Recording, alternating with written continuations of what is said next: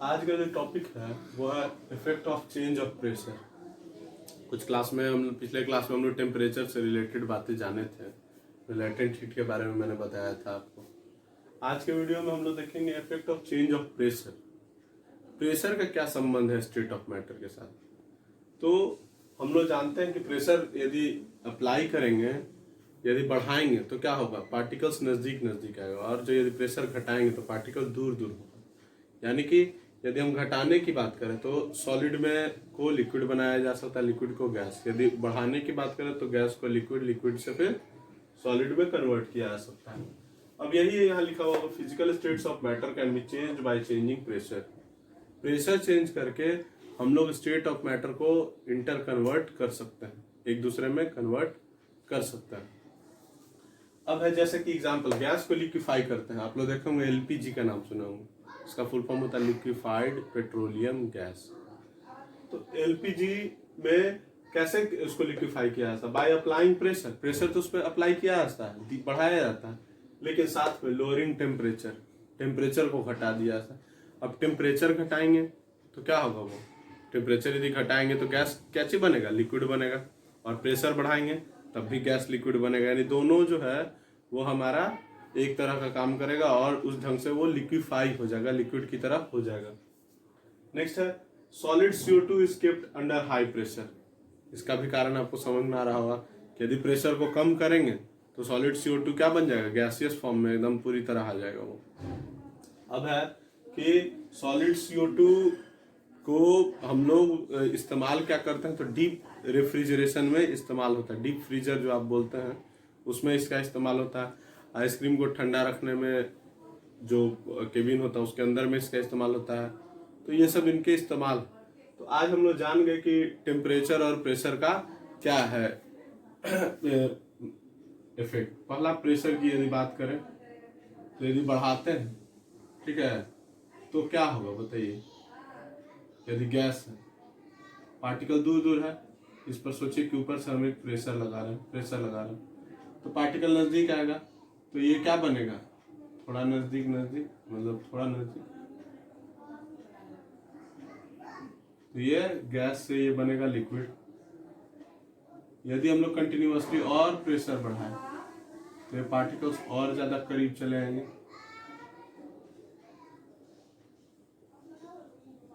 और ये क्या बन जाएगा, सॉलिड। तो प्रेशर बढ़ा करके भी हम लोग स्टेट्स ऑफ मैटर को चेंज कर सकते हैं।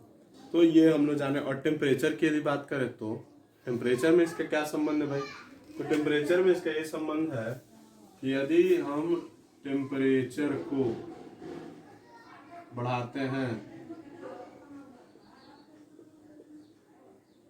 यदि टेम्परेचर बढ़ा रहे हैं तो क्या होगा, ये पार्टिकल जो है ये सॉलिड, मान लीजिए पार्टिकल आपस में वाइब्रेट करेगा उतने ही जगह में, और वाइब्रेशन करने के बाद क्या होगा, ये नेक्स्ट स्टेज में चला जाएगा, नेक्स्ट स्टेज में चला जाएगा जिसको लिक्विड स्टेट कहते हैं।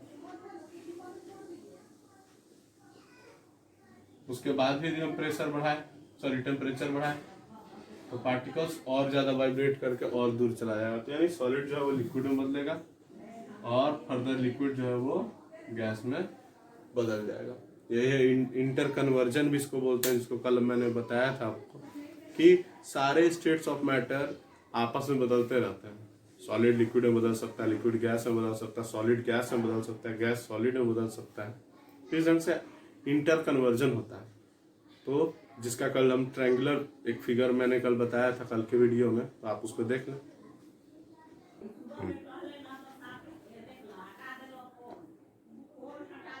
इवापोरेशन के बारे में जरा पढ़े हम लोग। इवापोरेशन हम लोग जान भी चुके हैं, पढ़े भी थे पिछले में कि ये क्या है।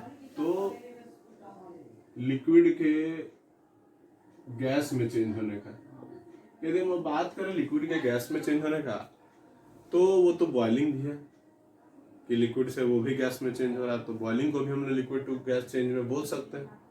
तो फिर आखिरकार अंतर क्या है इन दोनों में, डिफरेंस क्या है आखिरकार, सोचने वाली बात। चलिए एक एग्जांपल लेते हैं।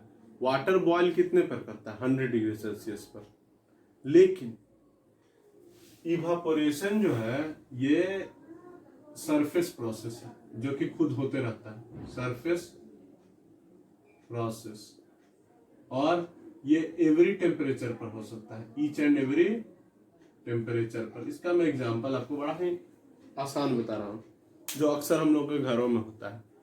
आप कपड़ा जब सुखाने के लिए डालते हैं तो कभी कम गर्मी होती है, कभी ज्यादा गर्मी होती है, दोनों सूरत में कपड़ा सूख जाता है। उसके अलावा छोड़िए, यदि आप कपड़े को हो सकता है थोड़ा समय लगे, ठंड के दिन में भी कहीं भी आप उसको सूखने के लिए रखते हैं तो थोड़ा समय ले, लेकिन वो भी सूख जाता है। तो आखिरकार समझिए कि उसका जो वाटर पार्टिकल्स था वो आखिरकार तो वेपर में कन्वर्ट हुआ हो, तभी तो वो सूखा। तो आखिरकार वो हुआ कैसे? ये जो हमारा चेंज हुआ और बिना टेम्परेचर दिए हुए, बिना 100 डिग्री दिए हुए भी वो कंप्लीटली सूख गए, तो इसके पीछे जो काम करता है प्रोसेस वही है इवापोरेशन। दोनों में डिफरेंस है, काफी डिफरेंस है। बॉइलिंग किसी का फिक्स पॉइंट पर होता है, जैसे वाटर का 100 डिग्री सेल्सियस, लेकिन evaporation 2 degree, 5 degree, 7 degree, 20 degree, 25 degree, 100 degree पर भी, बिलो उसके 99 डिग्री, 98 डिग्री, सब डिग्रीज पर होते रहता है इवापोरेशन। हर समय लिक्विड जो है वो गैसियस स्टेट में धीरे धीरे धीरे धीरे चेंज हो रही है। लेकिन ये ज्यादातर जो असर करता है ये होता है सरफेस पर। यानी यदि ये पानी है तो ये जो सरफेस है जनरली इसको वो ज्यादा इफेक्ट करेगा, और यदि बॉईल करेंगे तो वो इन पूरे को इफेक्ट करेगा। ये डिफरेंस होता है। इवापोरेशन क्या है? सरफेस प्रोसेस है, और बॉइलिंग जो है वो बल्क प्रोसेस या मीडियम, पूरे मीडियम का प्रोसेस है, तो पूरे मीडियम को इफेक्ट करता है। इवापोरेशन केवल सरफेस को इफेक्ट करता है। तो खैर इवापोरेशन हम लोग जाने कि ये भी लिक्विड को गैस में कन्वर्ट करने का है, even below room temperature, even below boiling point, ये सारे कंडीशंस इसमें फुलफिल होंगे। यदि उसके बाद बात करें तो एक सरफेस प्रोसेस है। ये कैसा है? सरफेस प्रोसेस है, मतलब बताया कि सरफेस पर ही होता है जनरली। थर्ड है कि एवरी टेम्परेचर पर ये पॉसिबल है, ठीक है। तो ये हो गया हमारा। अभी डिपेंड क्या चीज पर करता है? डिपेंडेंसी। डिपेंडेंसी क्या क्या चीज पर है? तो सबसे पहला सरफेस एरिया, टेम्परेचर,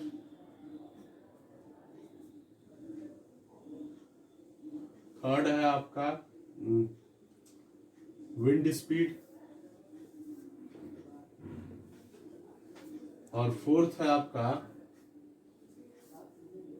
ह्यूमिडिटी।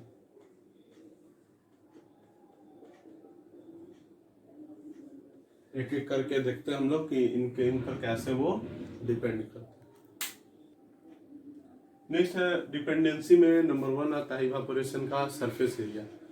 एक छोटी सी बात, यदि हम कपड़े को एक जगह ऐसे मोड़ करके रखते हैं सूखने के लिए, और दूसरी तरफ हम कपड़े को पूरा फैला करके रखते हैं, आप ही बताइए दोनों में किस में जल्दी सूखेगा? फैलाए हुए कंडीशन में जल्दी सूखेगा, ऑब्वियसली फैलाए हुए कंडीशन में बहुत जल्दी सूख जाएगा।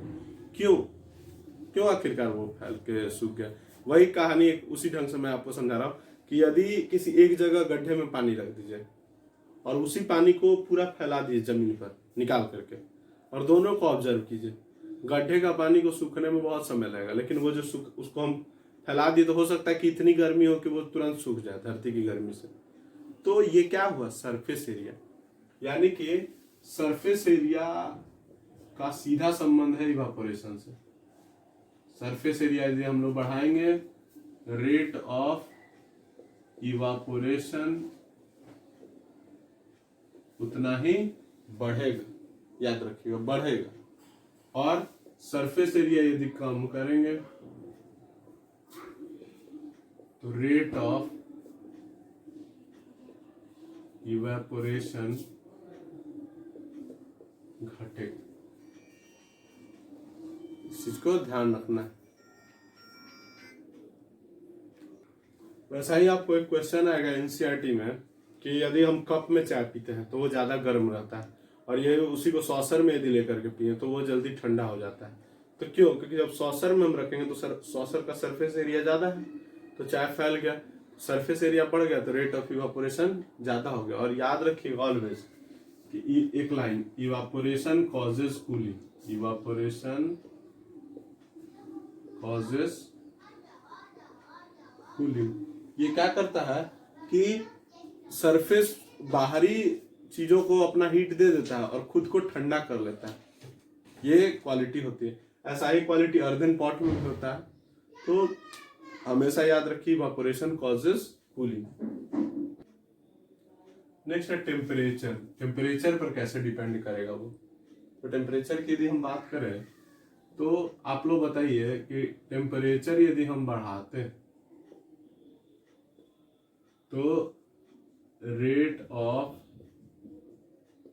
इवापोरेशन बढ़ेगा। कैसे? अब आप सिंपल हमको बताइए कि कपड़ा गर्मी के दिन में जल्दी सूखता है कि ठंडा के दिन में? गर्मी के दिन में। क्यों? क्योंकि टेम्परेचर बहुत ज्यादा होता है। टेम्परेचर ज्यादा होगा तो रेट ऑफ इवापोरेशन ज्यादा होगा। रेट ऑफ इवापोरेशन ज्यादा होगा तो वो जल्दी सुखा देगा कपड़ों को। तो ध्यान रखना है, टेम्परेचर जितना ज्यादा हम बढ़ाएंगे रेट ऑफ इवापोरेशन उतना ज्यादा बढ़ेगा। सेकंड है कि टेम्परेचर यदि घटाया जाए तो इसी के वाइस वर्सा, घटाएंगे तो रेट ऑफ इवेपोरेशन भी घटेगा।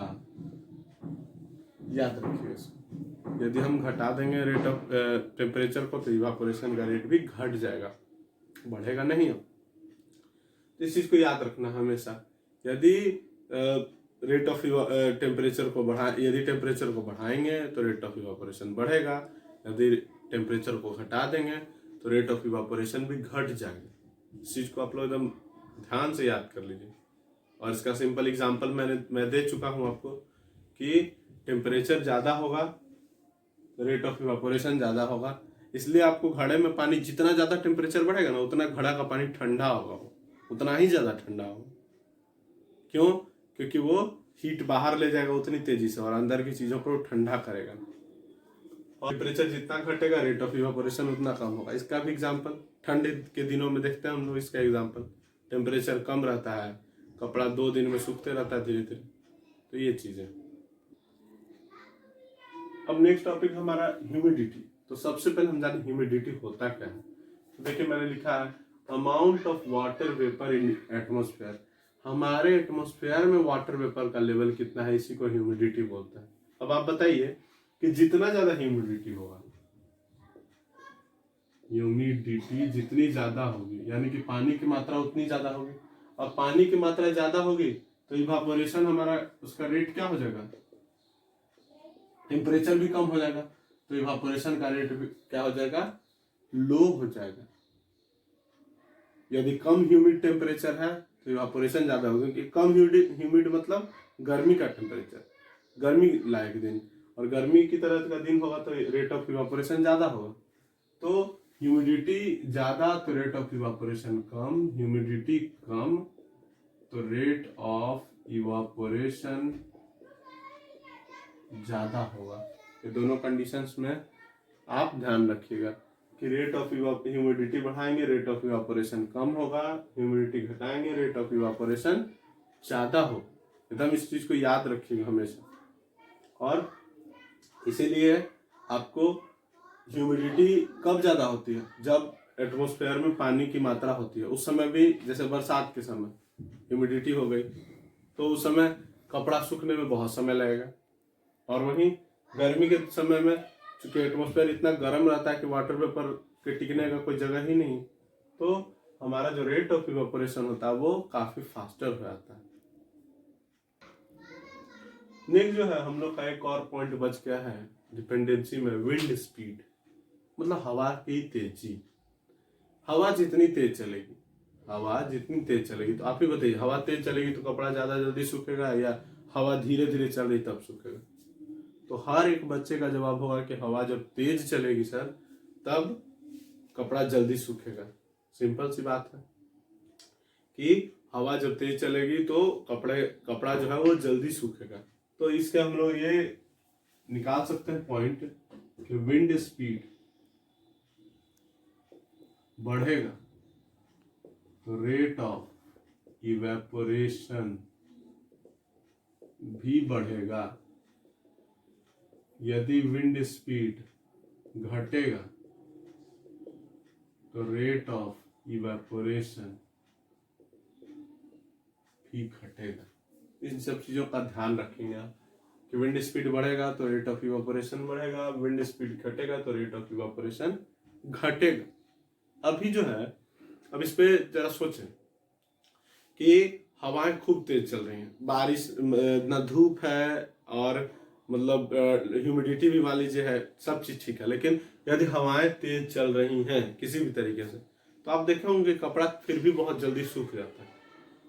तो ध्यान रखेंगे कि यदि हम लोग एक साथ यदि 3-4 चीज हो तो देखिए कपड़ा कितना जल्दी सूखे। यदि सोच के देखें तो ह्यूमिडिटी लो हो, सेकेंड पॉइंट विंड पूरी तेजी से चल रहा हो, टेम्परेचर बहुत ज्यादा हो, और कपड़ा को यदि हम लोग फैला कर रखे हो ड्राई होने के लिए, तो इन सब कंडीशंस को यदि एक साथ मिला दिया जाए तो सबसे फास्टेस्ट रेट ऑफ इवापोरेशन होगा, क्योंकि सारे पॉइंट्स हमारे हमको सपोर्ट करने वाले हैं, इवापोरेशन को सपोर्ट करते हैं। ठीक है। दूसरी बात हम लोग जो आज सीखे हैं, इवापोरेशन कॉजेज कूलिंग। जहां भी इवापोरेशन होगा वहां पे कूलिंग होगा। इसका एक छोटा सा नमूना मैं बता दूं आपको। आप लोग देखे होंगे कि गर्मी के दिनों में लोग अपने घरों के आगे पानी छिड़कते हैं या पाइप से पानी से वहां आगे गीला कर देते हैं। इससे क्या होता है कि वहां पर इवापोरेशन होता है और उसकी वजह से, कूलिंग की वजह से, वहां पे जो हवाएं अंदर घर की ओर आएंगी वो ठंडी आएंगी, वहां ठंडा टाइप का स्थिति हो जाएगा, कूलिंग हो जाएगा। और वहां से जब हवाएं आएंगी तो वो एकदम उस जगह को, उस प्लेस को एकदम पूरा ठंडा कर देंगे। तो ये यहाँ तक था बात।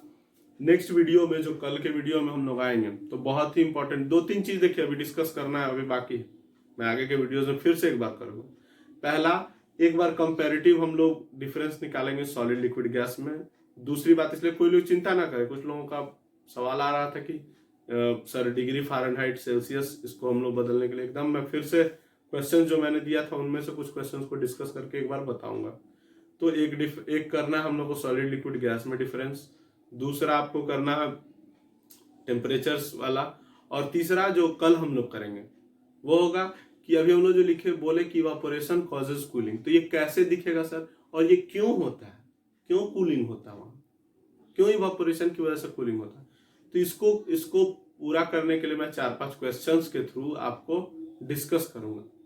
तो आप कल के वीडियो में देखें, बहुत ही इंपॉर्टेंट पॉइंट डिस्कस होगा। टॉपिक होगा हम लोग का इवापोरेशन कॉजेज कूलिंग।